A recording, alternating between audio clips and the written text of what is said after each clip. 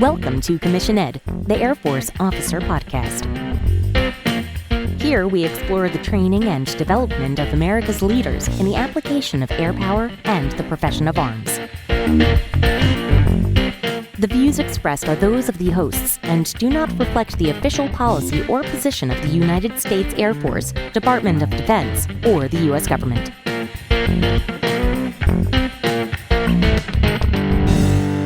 Welcome back to another episode of Commission Ed, the Air Force Officer Podcast. I'm Colin Slade. And I'm Reed Gann, and we're your hosts for Commission Ed. How you doing, Reed? I am great. Last week you mentioned that you are currently deployed. How soon are you going to come home? I'll be home pretty quickly for me. I'm not sure where it is relative to actual publishing dates, but I've only got a few weeks left, and I'm excited and sad all at the same time, right? Those complicated emotions we get when we go somewhere far away and do something exciting and fun and worthwhile.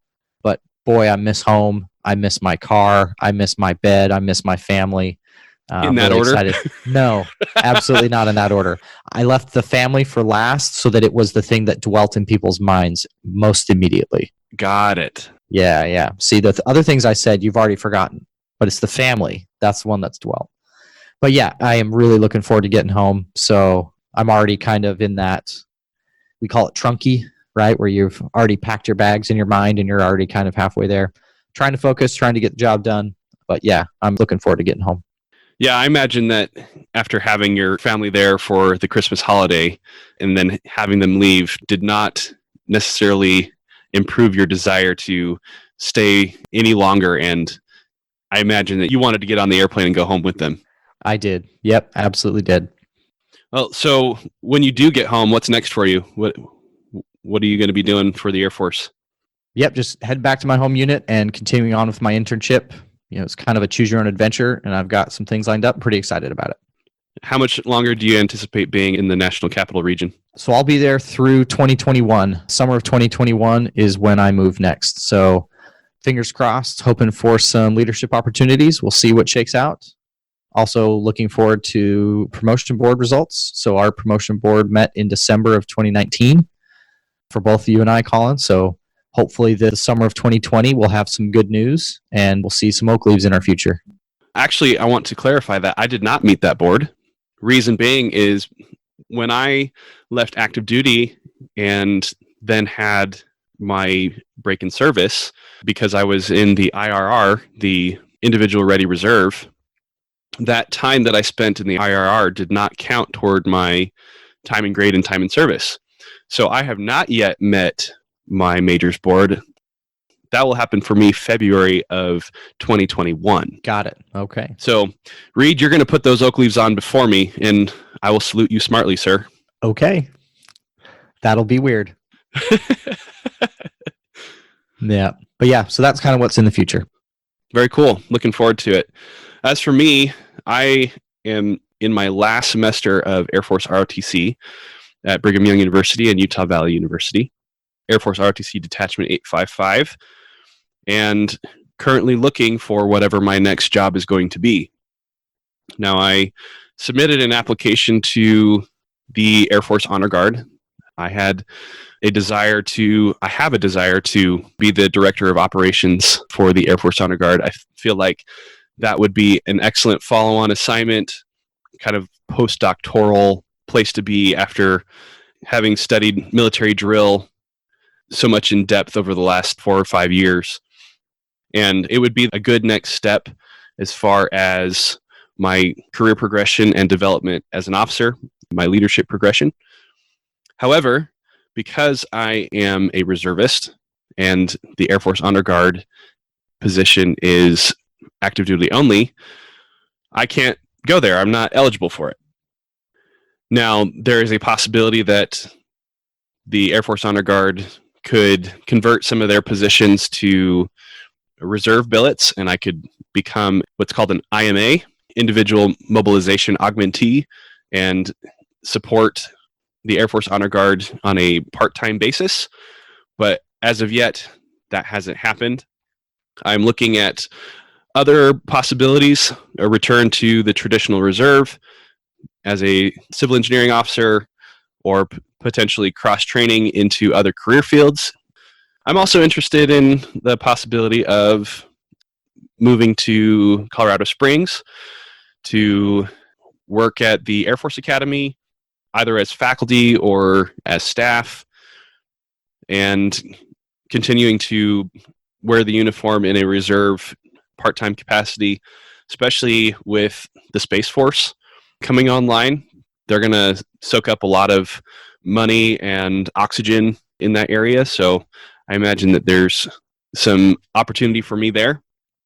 But as it stands right now, I don't know what my next job is going to be come July 1st, 2020. I would love to be able to tell you what I'm going to do, but I don't know. If anybody out there is listening and wants to give me a job, especially one that will allow me to continue wearing the uniform and take care of my family, then I'm all ears. You can reach out to me and help me find something that is going to make sense for me and my family. But that's where I'm at, Reed. Someday you'll figure out what you're going to be when you grow up, right? Just like all of us a little bit. Right. All right, well, good update.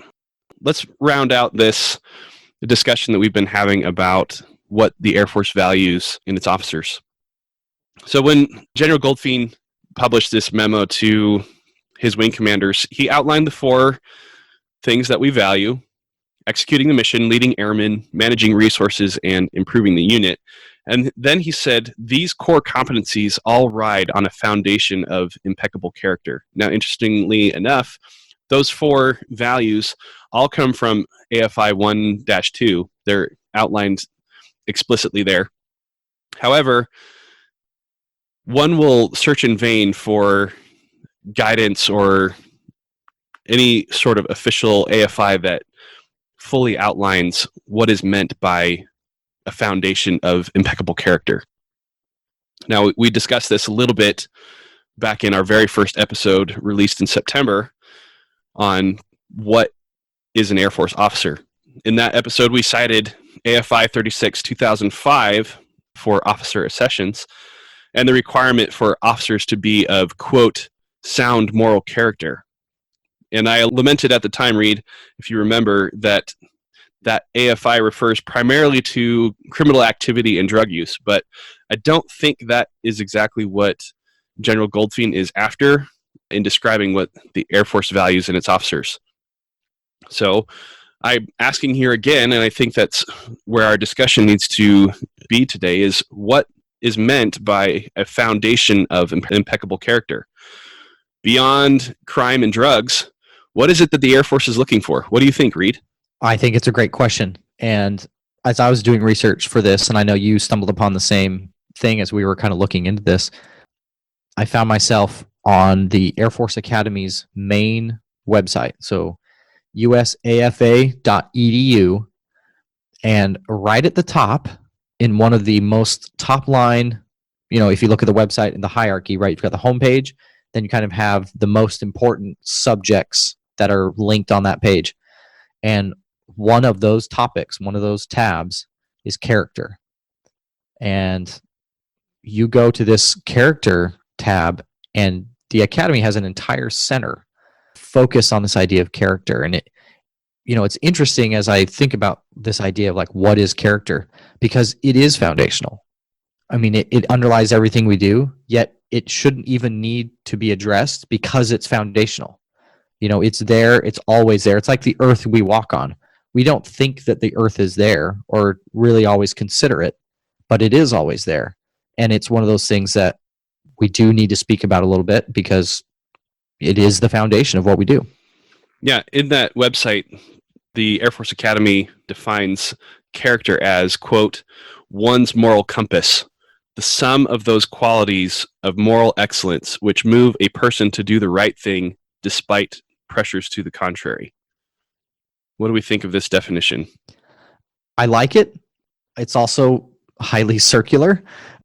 Your moral compass, and then uses moral excellence further on in the definition. So it definitely is one of those things. I feel it's like that famous example where when speaking of illicit material or graphic images, you know what it is when you see it. And we've kind of used that reference before, but I think what character looks like, you certainly know what the lack of character looks like. Yeah, that's what I was going to say is even if you don't necessarily know what right looks like, you certainly know what it looks like when there's an absence of character, when somebody certainly has it wrong. Yeah, absolutely. And we're going to go through some examples here, and I think that'll clearly define what wrong looks like. I do like the last bit of that definition where it says, move a person to do the right thing despite pressures to the contrary. I think to me, that's really like the next level. That's this place where we really want to be, is there will be pressures to not be excellent, to maybe not always give your full effort, or to hide, or to not step up. And some of my most important experiences I've had as an officer in the Air Force is watching leaders, despite pressures that would normally cause people to shrink, but to stand up and just take whatever came. I've got, one in particular I recall. We were at OTS, a graduation went very poorly. We had a very high level visitor. We got a lot of distinguished visitors at OTS. When officers are commissioning, and it's like bees to honey, officers love to be part of other officers' graduations and promotions. It's fantastic. I really, truly enjoyed it. We had a very, very important visitor, and the graduation wasn't bad, but it was not good. And it certainly did not meet the standard we were used to. And the group commander who I worked for at the time, the grass isn't even come back up right after being marched on. We had just wrapped up graduation. And he told me to go find the squadron commander and everyone who was in charge of graduation. He wanted him in his office immediately. And I knew this was going to be a fun conversation. He was very displeased, gathered up the folks, and that squadron commander stood in front of 12 or 13 of his people and said, "Sir, I failed to achieve air superiority. I did not do what you asked me to do." And he just completely took it. To me, that was character. He could have turned and said, "Well, yeah, this guy did that and that girl did that, and yeah, they sucked." But no, he absolutely said, "No, this is my mission. I'm the officer in charge here. This was mine, and I'll own it." And I think to me that idea, despite the pressures to the contrary, you don't want to take that shot in the face. So you don't want to do that. But he did. And I think that's something that I definitely keyed on as I was going through this research. Yeah. What you're describing there is a leader of character. And the Academy website defines that further for us as someone who lives honorably, consistently practicing the virtues embodied by the core values. And I think that's one of the things that the squadron commander in your example displayed there is integrity. He recognized that there were mistakes made, and those mistakes very well may have been made by people that he had delegated authority to. They absolutely did. The squadron commander's got a lot going on, and yes, absolutely were delegated tasks. Right. But the squadron commander had the integrity to realize that ultimately responsibility falls to him as the commander. That is how things should be. So he had the integrity to say, "Hey, this is on me." Yeah. He could have said, "This person was wrong, this person was wrong, this person was wrong," but he didn't. And I don't think that that's what the group commander was looking for. I don't think he wanted to hear a listed out explanation of everything that went wrong. I think he just wanted the squadron commander to take ownership. Yeah, it was hard to know because, in one degree, I could see the group commander being frustrated because we weren't getting to actual solutions, because we weren't addressing specifics, right? Instead, I found, the squadron commander almost leading up, if you will, and diffusing the situation, giving the group commander an out, saying, "Got it, sir. You were unhappy. We'll fix it." And then I'm sure he went back to his squadron and they had another heart-to-heart where they actually got down to the nitty-gritty. But that interaction showed me what character looked like. And I wish it happened more often. Sometimes it doesn't. But boy, that was a great moment for me to see that happen. And I told that commander so. I wanted him to know how much that meant for me to see someone just stand up and take it like that. Yeah. So again, you're describing another core value, service before self, leading up, taking the blows instead of putting your airmen out in front of you and watching them get reamed by a group commander. He stood there and protected his people. Now, like you said, he probably went back and had that heart-to-heart tough conversation with the people that failed, but he didn't do it in front of leadership. Continuing on with the Academy's definition of a leader of character, it says, lifts others to their best possible selves. And then finally, elevates performance toward a common and noble purpose. So I think what the Academy captures here is a good start for what we're looking for with regards to this foundation of character. And as I explained in our first episode, I'm not fully solidified on my own personal definition of character, just as the Air Force doesn't seem to have an official definition of it. But here are some thoughts of what I think right looks like, what should be part of someone's character. I think it's necessary that they have some sort of moral code or ethical center. Now, this may come from a religious background. It may come from a study of philosophy. It may be just the way that's the way that mama raised me, you know? But I think that there has to be some sort of set of principles that a person can look to and say, these are my guideposts. These are the things that help me make decisions about what is right and what is wrong. I think that has to be in place. Now, that goes against what seems to be more and more popular in the world today, is this idea of moral relativity, that what's right for one person is up to them, that you don't get to project your morality on other people. But I think that as an officer in the Air Force, that is a requirement, that whatever your moral compass is, moral code or ethical center is, you have to project that onto the mission, onto leading your people, how you manage resources, how you work to improve the unit. I think that is central in all of that. I think that's something that will become a natural growth from effective training, especially at basic training, ROTC field training, and at officer training school and USAF and these other initial accession sources. Because you're going to be tested and you're going to be evaluated against right and left posts, I think those without those moral guideposts tend to fail. That was my experience as an instructor. Those who had moral relativity did not last long in training because we were giving them right and lefts and telling them where they needed to be. It sounds cliche, but our core values absolutely can be those things if you don't bring those already with you to the table. Yeah, totally agree. And those without those did not succeed at OTS. So another one that is on my mind with regards to character is that someone needs to have some sort of conviction or passion for pursuing the good and the true. Now, what do I mean by that, Reed? Anyone who wants to be an officer in the Air Force needs to be looking for things that are good, and not just good.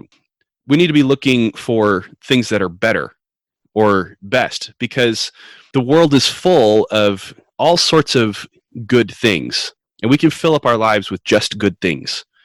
But we don't have enough time, we don't have enough resources, we don't have enough energy to just pursue the good. But we need to seek after things that are of the most good, things that are better and best. And in addition to that, we need to look for the things that are actually true, that are rooted in reality, that are fact. In our previous episode, you explained how to know if something is right, how to do the right thing. And you explained that you can know that something is right if it is repeatable, reputable, and what was the last one? Transparent. You can do it in a transparent way. That's right. And I think that is a great way of looking at truth. Is it something that is repeatable? Is it going to be the same in every situation? Is it reputable? Is it something that we seek after? And I think that kind of goes along with being of the most good. And is it transparent? Is it something that you feel comfortable sharing with other people, especially your airmen, the people that you are trying to lead?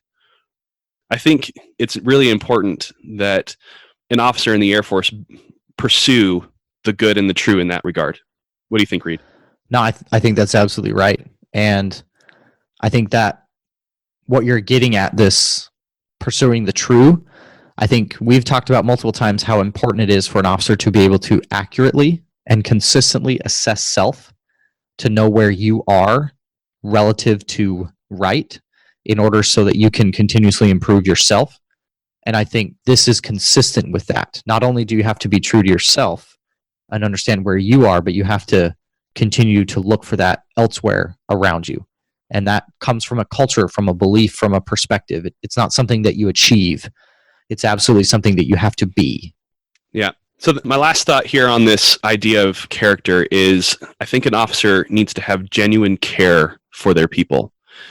In our previous episode, I described this as being a father or a mother figure to your people, a genuine love for those people, but at the same time having that professional distance, in that you are requiring these people to do some things that are not necessarily what they want, but is ultimately for their good and for the good of the mission.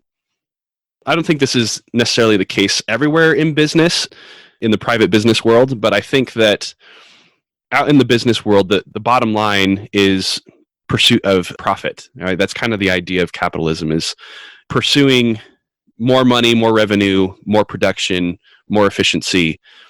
But we in the Air Force have to view our people as a resource themselves.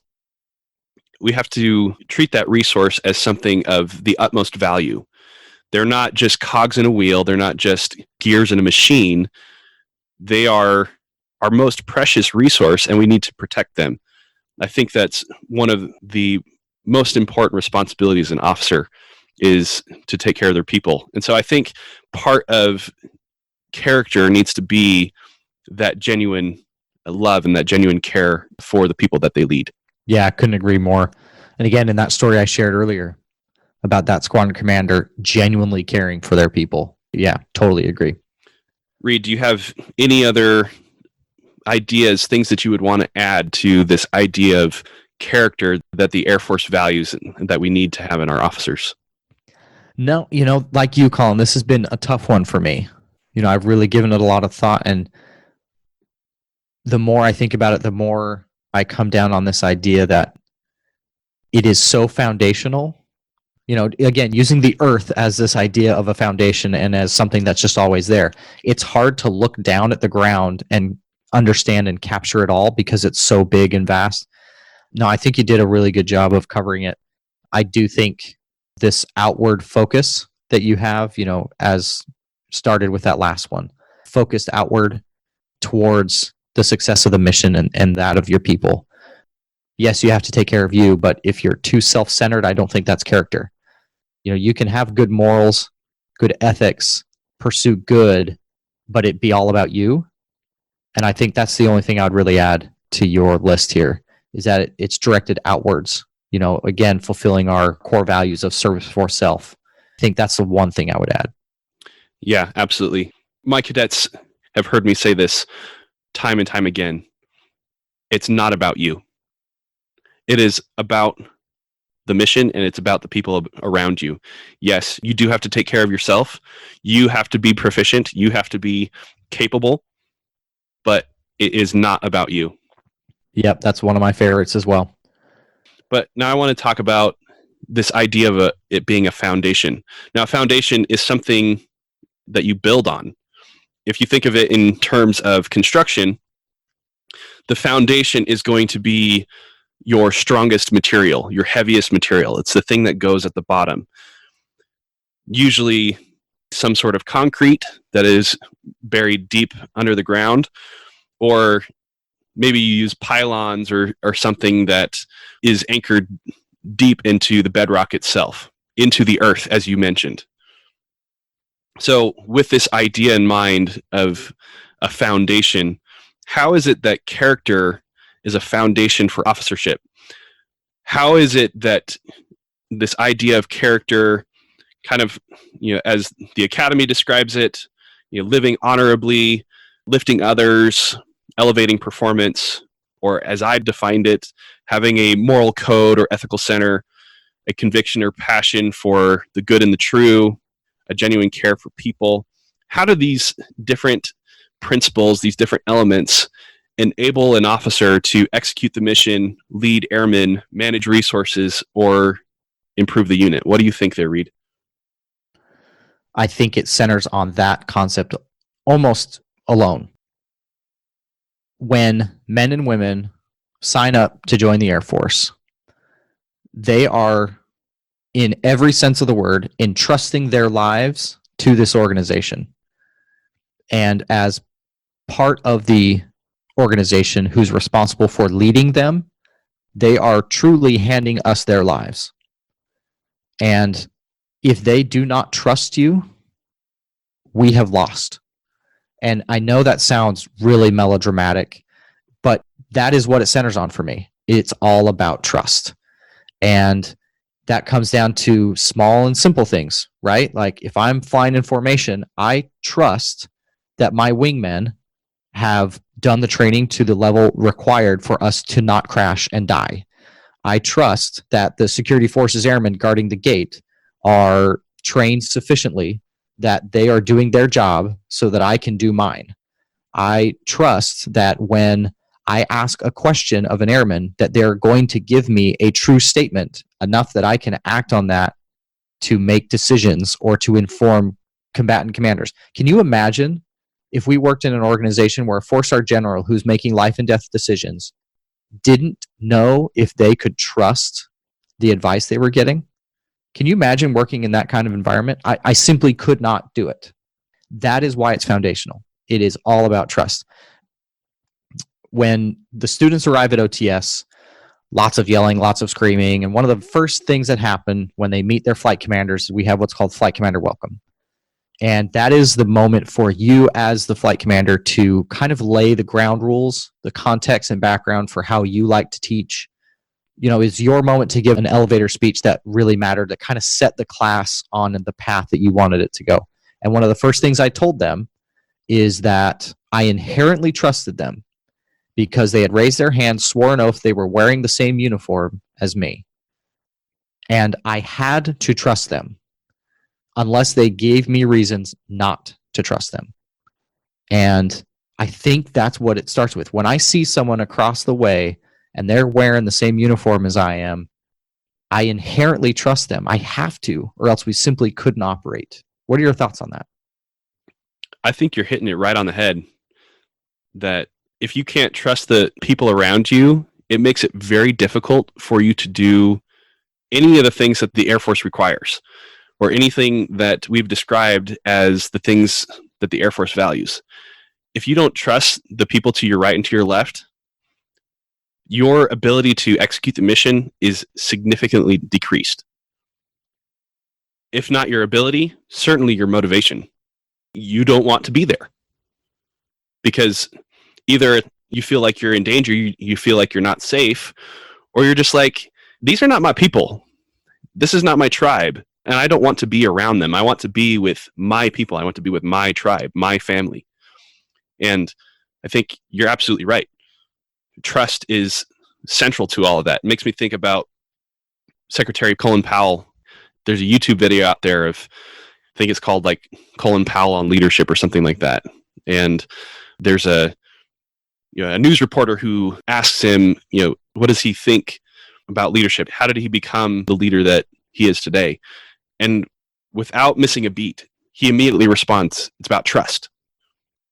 I'm not going to completely quote the video there. I'll post in the show notes, link it in the Facebook group, and we can discuss it there. But the way that he describes trust as it relates to being an officer and being a leader in the military, I think is exactly what we're looking for. That if trust is in place, because there is that character in place, then, as he says, people will follow you, if only out of curiosity. And in my experience, especially at officer training school, right, we're deliberately creating environments and purposefully evaluating people on this. This was a pass-fail assessment. If I did not trust these airmen, they were not going to be airmen. That was the bottom line. Not just not airmen, but not leaders of airmen. They weren't going to be officers. Yeah, absolutely. I mean, they're civilians. Very, very few times did I observe anything that actually was a violation of trust, a loss of integrity. And when they did, they were quickly escorted out. A lot of times, a lack of integrity wasn't the root cause. A lot of times, there were miscommunications, misunderstandings, sometimes technical problems, and honest mistakes. Sometimes people make mistakes, and that doesn't necessarily mean they lack integrity and have violated trust. I do have one story I want to share, and this happened while I was a student, just to kind of paint the picture of how seriously we take this. So when I was there, and I'm going to be deliberately vague to protect some folks, but I'll do my best to kind of share the story, but I think I can communicate the main principles. There was a set of electronic equipment that was used to monitor parts of the campus.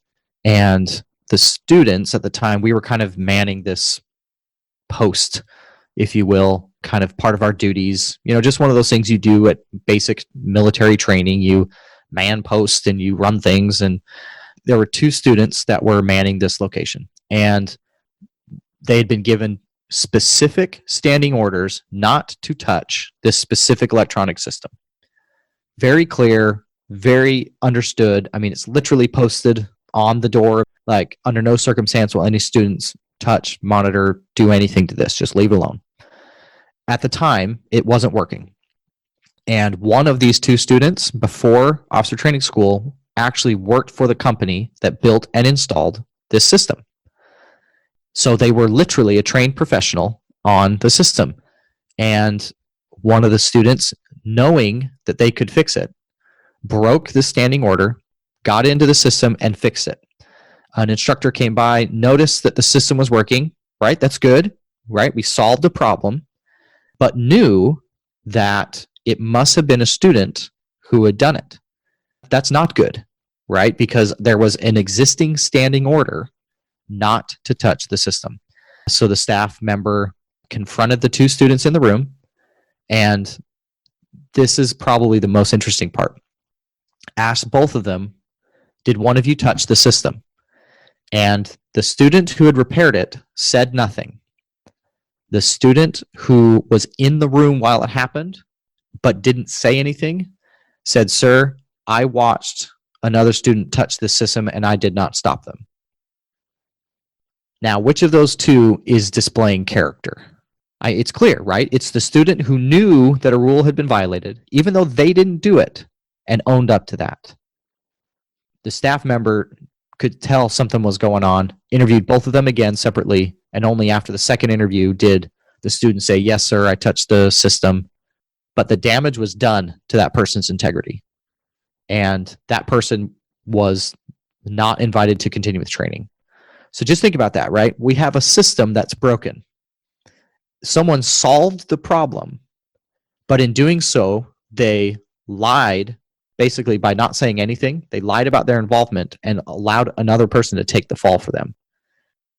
And the way that worked out gave me confidence and hope that I was joining a program I wanted to be a part of. And I think that's one thing that has really stuck with me, is this is so important. It is a go, no-go criteria for officership. It is absolutely essential.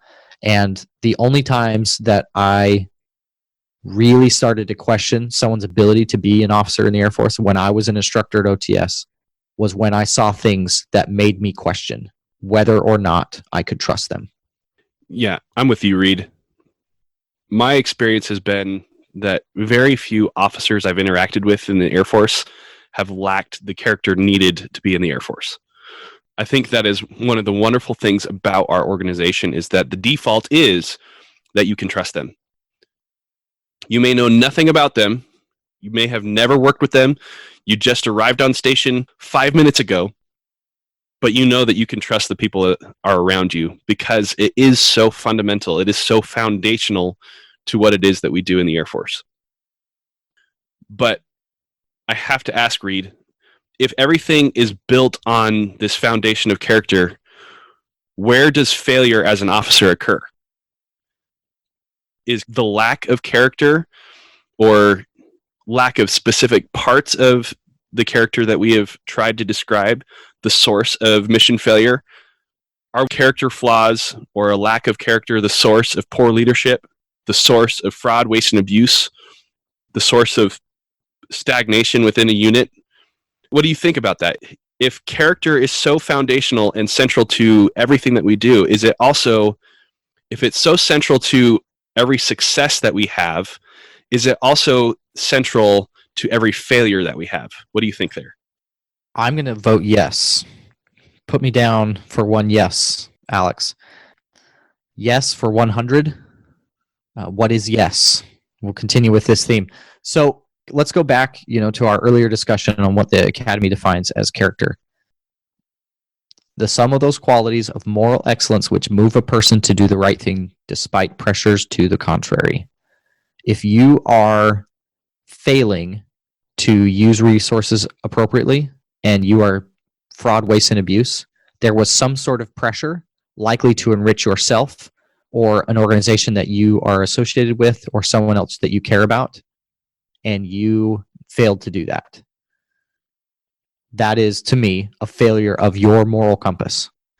And so I think that at least, especially the types of failures that tend to make the front page of the Air Force Times, these wing commanders and others that are getting fired and very high profile type of failures, those things to me tend to center around character faults where they have gotten misguided or ego has gotten in the way or any other number of things.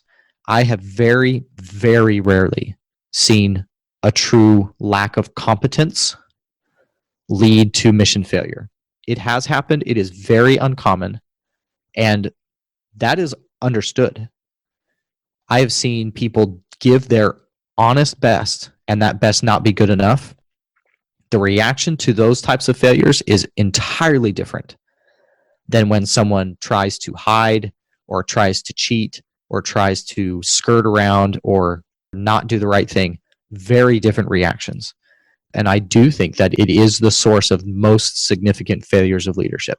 Well, just going with failure due to competence, that source of incompetence is somebody else's lack of character. Maybe.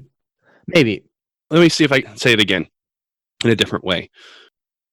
As an officer, your responsibility is to organize, train, and equip your people. And if they are failing, it's because you have failed to correctly organize them, train them, or equip them.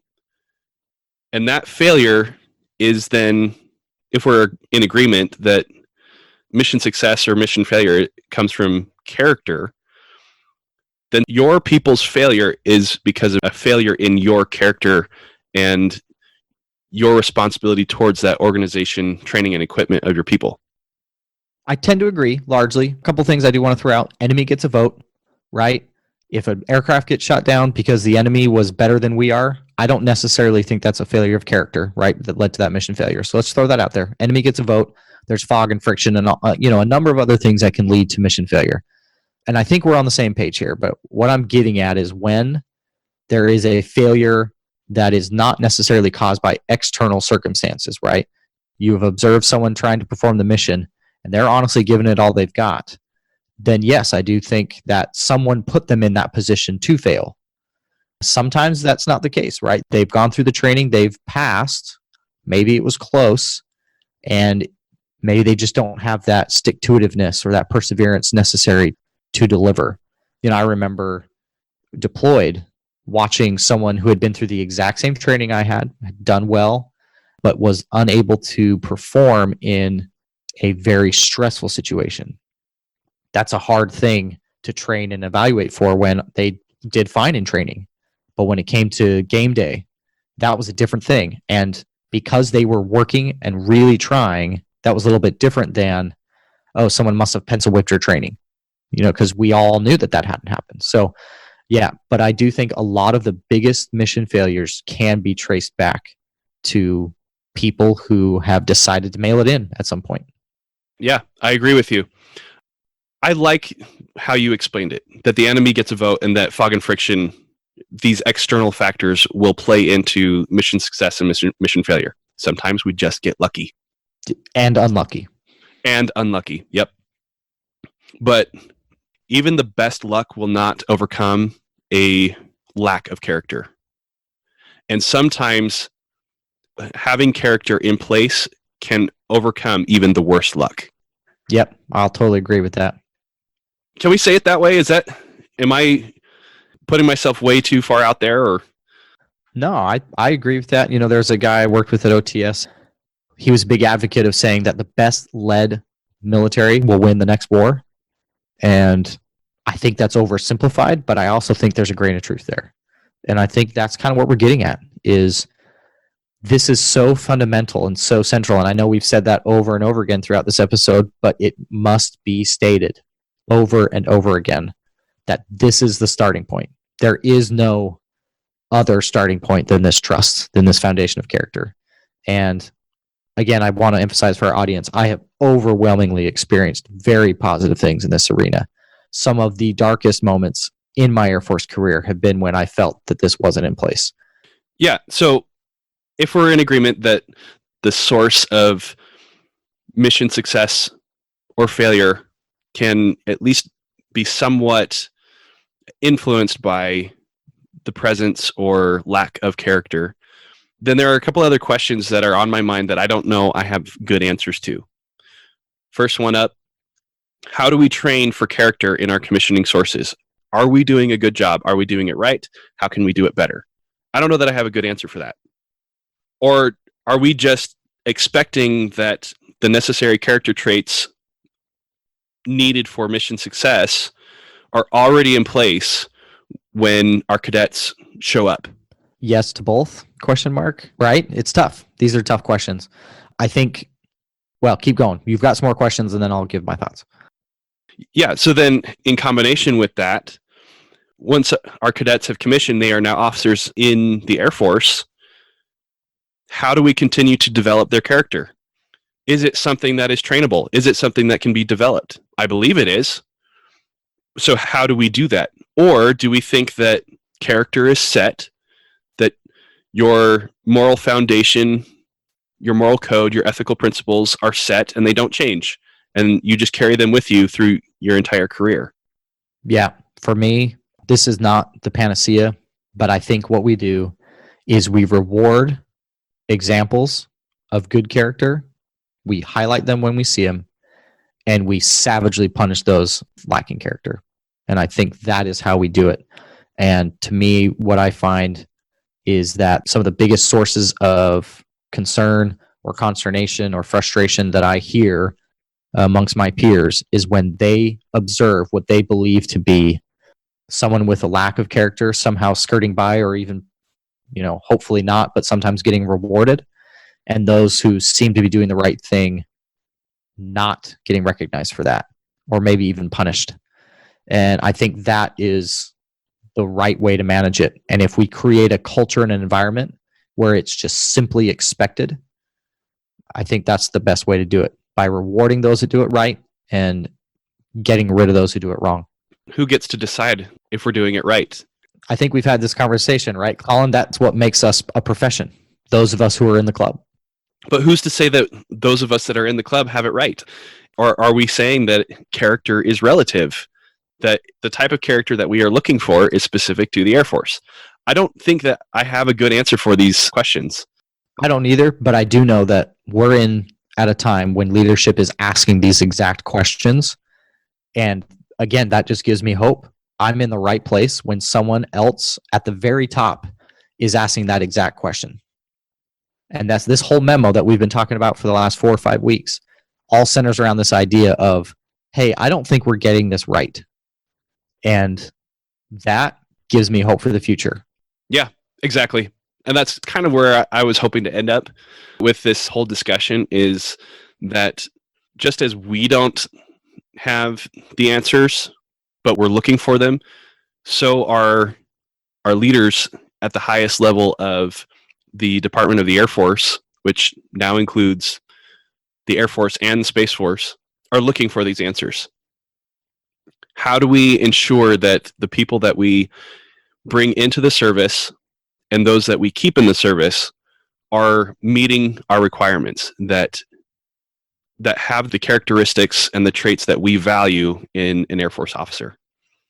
I like the way that General Kelly, the A1, Lieutenant General Brian Kelly, I like the way that he likes to put it, that he is 100% confident that we don't have it 100% right, but that we're working toward it.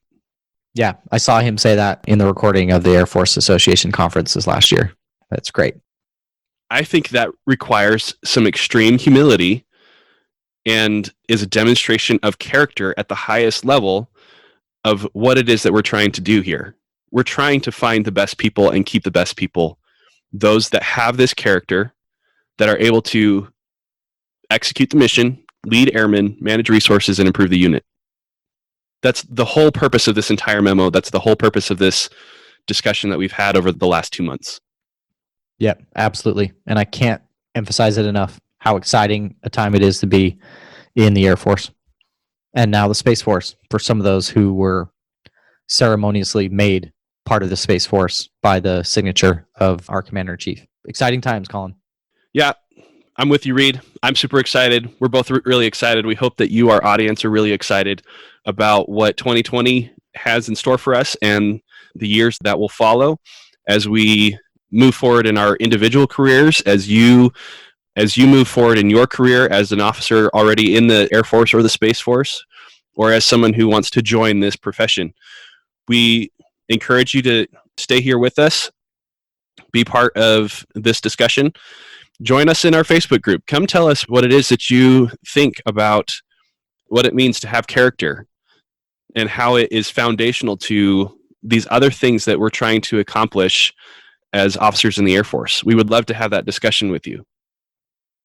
We hope that you will share this information with other people who are similarly interested or engaged, that they can learn from you, learn from us about what it means to have character, and we can encourage each other in our efforts to do these things that the Air Force needs. Anything else you want to say there, Reed, as we wrap up this discussion about General Goldfein's memo? If you want to become part of history, come on over, talk to a recruiter, get your package in. It's one of the best things about being in this job. And thank you for listening to this week's episode of Commission Ed. Thank you for listening to Commission Ed, the Air Force Officer Podcast. The views and opinions of the authors expressed herein do not state or reflect those of the U.S. government and shall not be used for advertising or product endorsement purposes. Mention of any specific commercial products, process, or service by trade name, trademark, manufacturer, or otherwise does not necessarily constitute nor imply its endorsement, recommendation, or favoring by the U.S. government. The mention of companies by name is solely for the purpose of discussion and should not be implied as endorsement.